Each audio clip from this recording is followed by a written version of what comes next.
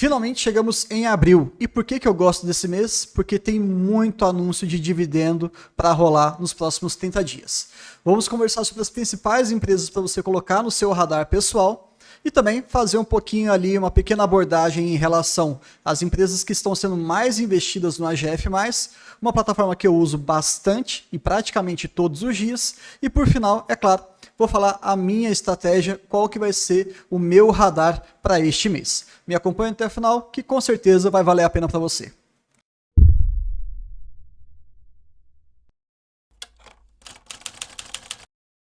E antes de começar esse vídeo, uma informação muito bacana para quem acompanha o canal. Nós teremos uma live no dia 30/4, às 19 horas, com pessoas ilustres. Sim, são pessoas que são referências para quem gosta de dividendos. Porém, os outros detalhes eu vou deixar lá no finalzinho do vídeo para que você acompanhe todo o nosso conteúdo e feche com uma chave de ouro. Combinado? Abril é um mês muito generoso. Diversas empresas, mais de 40 empresas, pelo menos que eu contei. Algumas pagam no mesmo mês, outras demoram um pouco mais e outras demoram muito, como é o caso da Vivo, embora ela esteja tentando melhorar essa questão que, na minha opinião, é um grande ponto negativo. Mas vamos lá. Temos aqui Santander, que tem uma frequência de anúncio de 5 vezes por ano, então seria uma forte candidata para entrar na minha carteira. Nós temos os tickers SAMB3, SAMB4 e SAMB11. Eu não vou ficar lendo para vocês todos aqui, mas o destaque, pelo menos em relação aos bancos, fica aí com o Santander. Temos também no setor financeiro a Cielo, mas falaremos mais para frente. Alupar, CEMIG, Copel, Engie, Eletrobras, Energias do Brasil, Equatorial, Neoenergia, Taesa e TRPL são empresas do setor de energia e eu tenho, como vocês sabem aqui, Taesa e ISA-CTEP. Bom, falaremos algumas reportagens, algumas notícias recentes, incluindo aqui principalmente Energias do Brasil e Alupar. Mas calma lá que tem mais empresas que vão anunciar dividendos. CPFL, Vibra Energia, Auren Energia, também estão no setor de energia, né? Claro, está até escrito no nome, mas já tem uma frequência aí bem menor em relação, por exemplo, às transmissoras, que são 4 a 5 vezes por ano. Klabin, como todo mundo sabe, é uma empresa que eu gosto bastante. Inclusive, se você quiser entender um pouquinho como é que foi o Klabin Day, eu vou deixar aqui como sugestão para você poder assistir no card. Tranquilo? Irani também falaremos sobre uma notícia muito importante. Suzano, Unipar, Sabesp, Caixa Seguridade, Cielo e Vivo. Eu coloquei aqui entre aspas, até porque a gente sabe que o nome da empresa é Telefônica, né? Mas aqui no Brasil, o grande representante aí acaba sendo a Vivo, com seus serviços de internet. Agora eles também estão com alguns setores mais financeiros, como empréstimo e tudo mais. E eu fiz o balanço dessa empresa, que na minha humilde opinião, é uma boa opção para quem gosta do setor de telecomunicações. Na realidade, para estudar, eu acho que é o único que vale a pena. Para investir, você que manda, tá? Mas dá uma olhadinha. A gente também fez um vídeo, vou deixar aqui para vocês no card como sugestão. E ela anuncia, pelo menos historicamente, 5 vezes por ano, o que é bem agradável pensando aí em fluxo de dividendos. Mas antes disso, vamos falar um pouquinho sobre um contexto mais macro no nosso país. Tem um trabalho do Serasa, da plataforma Serasa, que eu gosto bastante, em que eles trazem ali praticamente mês a mês um mapa da inadimplência e como é que está a questão de consumo, né, do nosso país, principalmente em relação às dívidas de uma maneira geral. Lembrando que muita gente é endividado, mas não necessariamente inadimplente. Dívida é toda aquela pessoa que tem algum parcelamento no cartão, por exemplo. Eu sou um endividado, mas até aí não tem problema nenhum. Agora, o inadimplente é aquele cara que não está conseguindo honrar com as suas dívidas, o que já é algo mais grave, principalmente pensando numa visão mais macro de dinâmica econômica do nosso país. E esse dado me chama muita atenção. Inadimplentes no Brasil hoje somam 43% das pessoas. E isso para mim é muito grave, porque se você está inadimplente, né, se você está em atraso com as suas dívidas, qual é a chance de você pensar em investimento? Muito pequena, ou pelo menos deveria ser muito pequena, porque a dívida no longo prazo é aquele juros que trabalha contra a sua independência financeira. Então, é interessante que você pelo menos tenha uma boa gestão aí das suas parcelas, daquilo que você tem que renegociar e etc. Então, se o cara já está endividado e inadimplente ao mesmo tempo, Imagina pensar em discutir sobre investimentos. É complicado, né? Mas, de qualquer maneira, olha como que isso também está aumentando ano a ano. Aqui ele faz um comparativo na barra cinza, né, preta, de 2022 e na barra rosa 2023.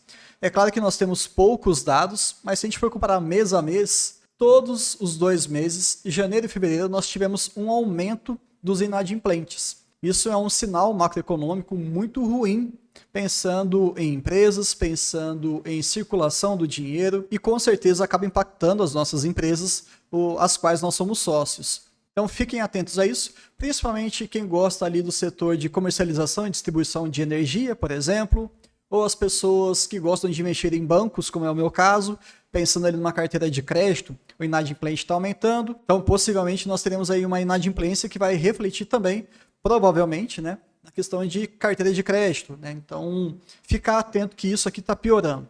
Bruno, você está dando alguma indicação de compra, de venda de bancos? Não, de jeito nenhum. Só fique atento, porque muito provavelmente o primeiro trimestre de 2023 vai ser muito complicado. Nós temos taxa Selic elevada, o que afeta muito a margem com o mercado, que é uma parte das operações do banco, e também o aumento da inadimplência acaba provocando, né, exigindo que o banco, pensando sempre na perenidade do seu negócio, ele tenha um PDD maior, um provisionamento maior, o que acaba comprometendo no curto prazo os lucros desses bancões. Então vamos acompanhar essa dinâmica e inclusive eu também fiz um vídeo comparativo dos últimos 15 anos, um estudo sensacional da Economática que eu acho que vai abrir muito a sua cabeça em relação a entender quais são os verdadeiros bancões que nós temos aqui no nosso país. Desses 4, Santander, Itaú, Bradesco e Banco do Brasil, qual que está se saindo melhor? Qual que está com uma tendência de queda? Qual que vale a pena você ficar um pouquinho mais de olho? Enfim, está aqui como sugestão para vocês. Agora vamos para um novo quadro que eu vou tentar colocar aqui todo início de mês. Não sei, eu preciso da opinião de vocês aqui nos comentários, por favor, para ver se isso agrada. Se vocês gostarem, por favor, deem esse feedback. E se não gostarem, também avisem, porque daí a gente tira isso do nosso roteiro. Combinado? Vamos lá, a primeira empresa que também está no radar aí no mês de abril é em relação à Irani. Eu peguei aqui esse gráfico aqui bem recente em relação ao ano de 2022 e perceba que a distribuição de dividendos ela ocorre ali com uma certa frequência, o que nós gostamos muito, pensando em acionistas focados em dividendos. E em maio nós tivemos uma bela de uma porrada, não é isso? E qual foi o grande ponto disso aqui? Existe uma política da Irani em que, se ela conseguir manter uma boa saúde financeira, principalmente em relação ao seu nível de alavancagem, ela acaba destruindo mais 25% do lucro que ela teve no ano anterior. Então, como é que funciona? Ao longo do ano, os dividendos intercalares eles são distribuídos seguindo ali uma métrica de 25%. Ela conseguiu manter uma boa disciplina financeira? Ótimo. Então, como uma boa recompensa, ela acaba distribuindo no mês, geralmente de abril e maio, mais 25% de todo o seu lucro anual anterior, fazendo com que o payout fechado da empresa seja qual? De 50%. 25% ao longo do ano e mais 25% com uma bela porrada aí nos próximos meses. Se a gente for olhar como é que foi o ano passado, no dia 3 de maio, eles anunciaram esses dividendos referentes ao ano de 2021 e o valor que foi decidido foi de 28 centavos. Um pouquinho antes desse anúncio, no dia 29/4, o papel, né, o Honey 3, estava custando 6,44. Fazendo uma continha bem simples, pegando os dividendos 0,28 e dividindo pela cotação anterior de 6,44, você chegou num pagamento aqui de dividend yield de 4,34% em um único pagamento. Então é algo que chama muita atenção, porque ela com certeza acabou batendo os seus 6%. Eu também já fiz uma análise aqui de Irani, inclusive sobre Irani Day, para quem quiser conhecer efetivamente como é que ela ganha dinheiro, quais são os projetos, o que a plataforma ganha, eu deixo como sugestão também para vocês assistirem aqui em cima. Vale muito a pena. Ainda não está no meu radar, porque o preço para mim não está muito agradável e eu estou com um foco muito grande em Klabin. Mas vamos dar seguimento aqui. A Lupar também divulgou no finalzinho do ano passado, em 11 de novembro de 2022, que eles mudaram, né, a sua política de dividendos, pelo menos a distribuição. Eles buscarão, esse foi o termo que eles deixaram claro, remunerar os seus acionistas trimestralmente, o que é excelente. Então, aumentando a frequência do pagamento dos seus dividendos, nós acionistas temos um fluxo de caixa mais previsível, mais frequente, e dessa forma o nosso efeito bola de neve ele acaba sendo mais incrementado, digamos assim. E eu gosto muito do aumento da frequência, principalmente por um aspecto psicológico. Isso é importante para o acionista, principalmente aquele que está nos seus primeiros 5 anos. E eu me coloco nesse grupo. Quando você recebe aquele e-mail do RI ou aquela notificação da plataforma do AGF+, do seu celular, falando que vai cair aquele dividendo, dá uma sensação muito boa. Acaba sendo um feedback muito positivo para que você mantenha a sua estratégia bem focada, disciplinada e também com muita paciência. E outro ponto que eu também gostei aqui, que nem é muito comentado em outros canais, é que o pagamento ele é feito em no máximo 60 dias.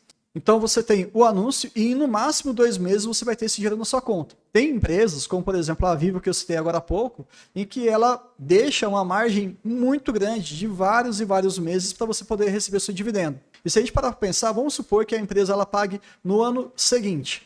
Nós vamos distribuir 10 centavos, por exemplo. É só um cálculo para vocês verem a importância desse prazo máximo de pagamento. Vamos supor que ela vai pagar 10 centavos, ok? Só que ela só paga lá no finalzinho do ano que vem. Nesse período, nós tivemos inflação, nós tivemos oportunidades, nós tivemos outros grandes motivos que você poderia utilizar esse dinheiro para investir, correto? E talvez aqueles 10 centavos lá na frente acabem sendo depreciados, acabem sendo corroídos. Mas aí você está falando assim, pô, Bruno, você está olhando muito uma questão de fotografia, né? Muito instantânea. Para quem já tem uma carteira minimamente diversificada e equilibrada, esse pagamento lá na frente não acaba prejudicando, porque ele já tem outras fontes, outras empresas que estão pagando. Sim, mas ela não acaba te ajudando nessa questão do bom ritmo da grande frequência de dividendos. Está melhorando, eu tenho que deixar esse adendo em relação a Vivo, mas vamos dar seguimento aqui em outra notícia. Energias do Brasil. Muita gente gosta dessa empresa, ou pelo menos gostava, né? Até ali que no dia 2 de março de 2023, bem recente, tem praticamente um mês aí, eles falaram sobre uma tal de OPA. O que seria resumidamente essa tal de OPA? É a saída da Bolsa de Valores. Eles vão fechar o seu capital, deixando com que você não tenha mais liquidez. Você não vai conseguir comprar e vender as suas ações dessa empresa. Você pode continuar sendo acionista? Claro que pode, tá? Não tem problema nenhum. Algumas pessoas acabaram me perguntando isso. Você pode continuar, só que vai ser muito difícil você vender. Então, como não vai estar mais listada na bolsa, fique atento em relação a isso. E no dia anterior, no dia 1º de março de 2023, o preço estava em R$ 19,63 cada ação. E eles estão oferecendo R$ 24. Fazendo uma conta bem simples, que é 24 dividido por 19,63, você tem aquele prêmio. O quanto que eles vão pagar acima do preço naquele momento, né, que estava sendo negociado na bolsa. Nós tínhamos ali um prêmio de 22%. Algo bem interessante. Você tem um carro, alguém quer comprar o seu carro e ele está oferecendo 22% a mais do que o próprio mercado está oferecendo pelo seu carro. Se você quiser sair, parece ser uma boa oportunidade. Então eu atualizei esse dado, peguei do dia 31 de 3 de 2023, a cotação já estava em 22,34, fazendo novamente essa continha, e você pode fazer isso para todas as OPAs, tá? Para você enxergar se existe um prêmio ou não naquilo que está sendo anunciado. 24 dividido por 22,34 te dá um prêmio aí de 7%. Ou seja, o cidadão que acabou esperando muito para ver o que vai acabar dando dessa OPA e etc., para ver como é que o mercado vai reagir em relação a isso, já perdeu uma boa oportunidade de se livrar dessa ação. Agora o prêmio está bem menor. É motivo para você segurar esse ativo? De jeito nenhum. Entendam, sempre que você vai comprar uma ação é mais fácil. Quando você vai vender é muito mais difícil. E quando aparece a OPA, essa tarefa árdua, na minha humilde opinião, fica muito mais simples. Porque é muito complicado você ter um ativo ilíquido que você não consegue transformar em dinheiro. E é o que está acontecendo com a Energias do Brasil. Para quem ainda tem ação, fique atento e tome a sua decisão, leia esse fato relevante. Tem muita informação lá fundamental para você, acionista, mas eu só queria trazer esse dado para vocês e explicar um pouquinho sobre o prêmio. Falando um pouquinho agora sobre Auren, que não é uma empresa que eu gosto, até porque ela está no setor de geração. Assisti o Auren Day, gostei bastante. não tinha muito conhecimento ainda sobre como ela funciona, como é que ela está, a sua saúde financeira, os seus projetos e etc. E eu vou ser muito franco, não definiram, né, não bateram o martelo, mas existe a possibilidade de eles entrarem em transmissão. E aí a conversa começa a mudar um pouquinho, pelo menos na minha humilde opinião, para minha carteira. É uma empresa relativamente nova, se eu não me engano, teve seu IPO em 2021, salvo engano, mas os ativos que ela detém já são bem antigos, né? Fazem parte ali da antiga CESP. Para quem já conhece um pouquinho mais de mercado, sabe disso. E ela acabou tendo ali alguns desdobramentos jurídicos muito interessantes, o que acabou dando um valor ali de 1,5 bilhão de reais que serão distribuídos para os seus acionistas, dando aí 1,50 por ação. Isso foi anunciado no dia 16 de fevereiro de 2023. E só para que você não fique muito contente à toa em relação ao que está acontecendo aqui, isso aqui se chama evento não recorrente. Tá?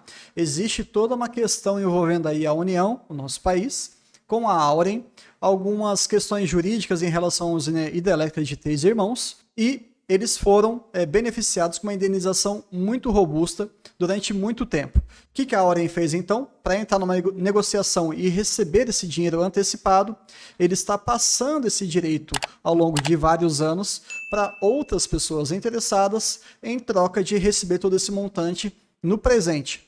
Isso faz com que ela tenha um caixa gigantesco e como não tem, no primeiro momento, nenhuma outra boa finalidade, pensando em perspectiva, pensando em oportunidade de mercado, foi decidido que eles iriam distribuir 1,50. Então isso não faz referência a apenas os resultados da empresa, tá? Ficar isso bem claro. Mas vamos pegar aqui alguns dados para você também entender qual que é o impacto nos seus investimentos esse tipo de anúncio. A Datacom, para você ter direito a esse dividendo de 1,50, é até o dia 4/5.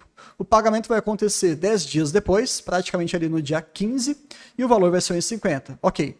Pegando então a cotação do dia 31/3 de Auren, que está em 14,67, nós temos uma conta básica, 1,50 dividido pela cotação, sempre aquela conta lá de yield. Dividendo dividido pela cotação é igual o dividend yield, pelo menos para você entender aquele único pagamento.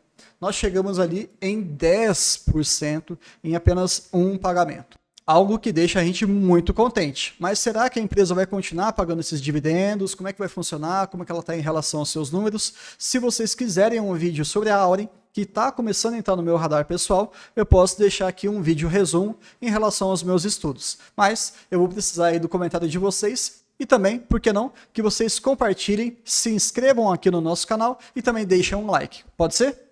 Mas fechado esse assunto, vamos voltar agora para a plataforma da AGF, para que você tenha uma noção um pouquinho mais geral em relação a potenciais empresas para você estudar e, por que não, depois decidir se você vai investir ou não. Eles deixam aqui um ranking muito bacana em relação ao dividend yield, aquele que vai pagar mais dividendo pensando numa projeção do ano.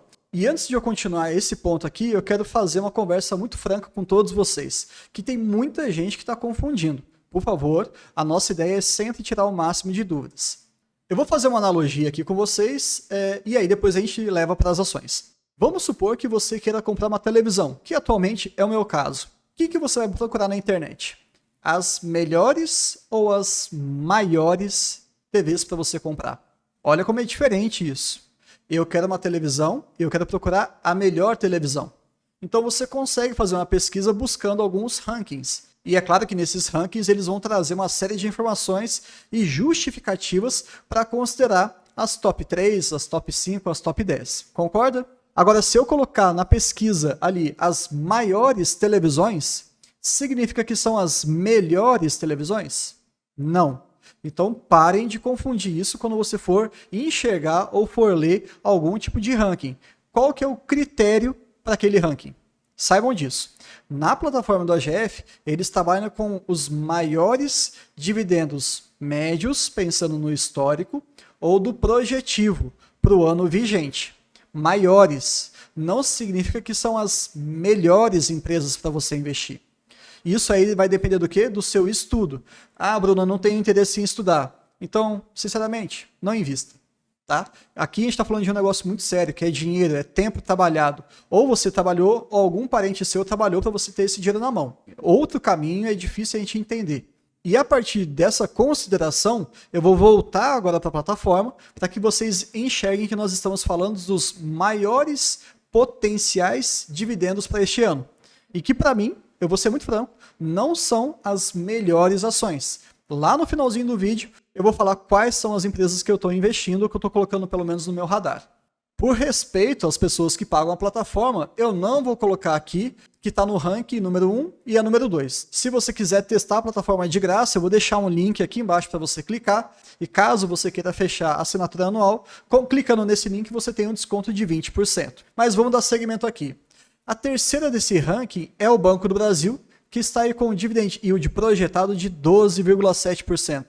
É absurdo, porque se a gente for pensar em termos de renda fixa e renda variável, vários produtos de renda fixa estão oferecendo essa rentabilidade.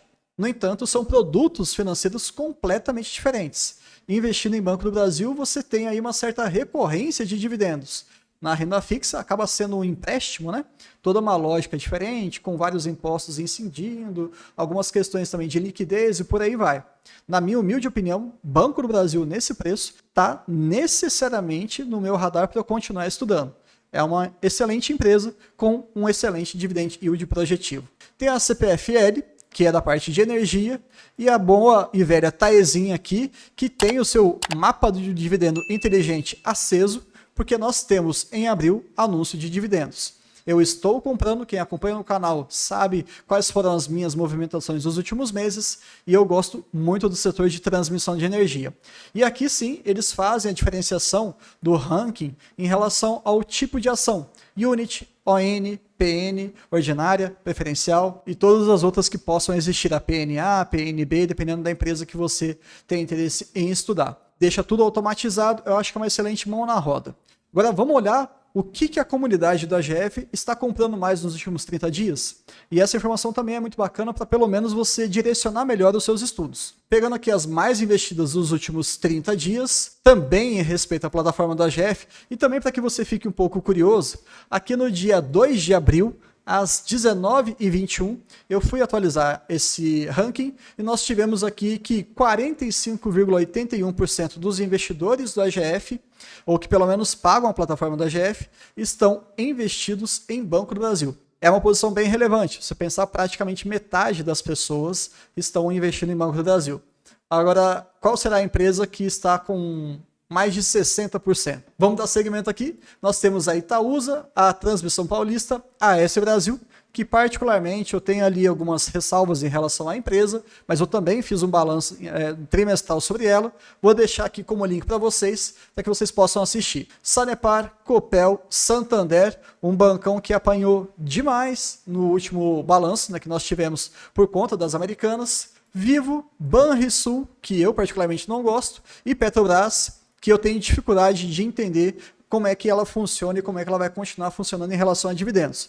Mas isso é assunto para outro vídeo. E agora vamos chegar finalmente em relação a quais empresas eu, Bruno, vou colocar provavelmente na minha carteira, e também que é a carteira aqui do nosso canal, para o mês de abril. Desculpa, tá? Pode até parecer que eu estou sendo muito monótono e repetitivo, mas Klabin, Taesa e Banco do Brasil. É muito difícil eu não olhar para essas empresas nos preços atuais. Estão atrativas, estão em excelentes momentos, seja por uma questão mais conjuntural, como a manutenção da taxa de juros elevada, seja pelos excelentes resultados que têm apresentado nos últimos trimestres e pelos projetos que estão realizando aí em relação à sua capacidade produtiva. Para mim, são empresas que não são possíveis de você fazer algum tipo de comparação, porque cada uma delas tem um grande diferencial. E toda vez que você vai fazer alguma comparação, você precisa de alguns elementos que sejam parecidos, para que então você consiga buscar ali as suas diferenças. Então, qual que eu vou investir? Eu não sei, mas quais que provavelmente eu vou deixar no meu radar e vou ficar de olho em relação a alguma cotação que possa dar alguma queda, sem dúvida nenhuma são essas três. Gosto muito delas. Se você quiser algum vídeo mais atualizado sobre cada uma delas, deixa aqui no comentário. Ou até se você quiser entender qual que vai ser a minha estratégia ao longo desse ano. Estamos crescendo com o canal, a comunidade está crescendo, eu estou gostando muito disso. Mas enfim, basicamente isso que eu queria trazer para vocês de informação. Até o próximo vídeo e a gente se vê daqui a alguns dias. Até mais! E para você que achou que eu estava me esquecendo de passar a grande informação, nós teremos então a nossa live com o Jean, lá do AGF, sim, da plataforma do AGF+, e ele vai discutir com a gente algumas questões em relação a investimentos de empresas que pagam bons dividendos. Sairemos um pouquinho daquela conversa mais rasa, mais basicona, traremos aqui algumas perguntas mais técnicas, mais específicas, que talvez você não tenha enxergado em outras entrevistas, em outros podcasts com o pessoal da AGF.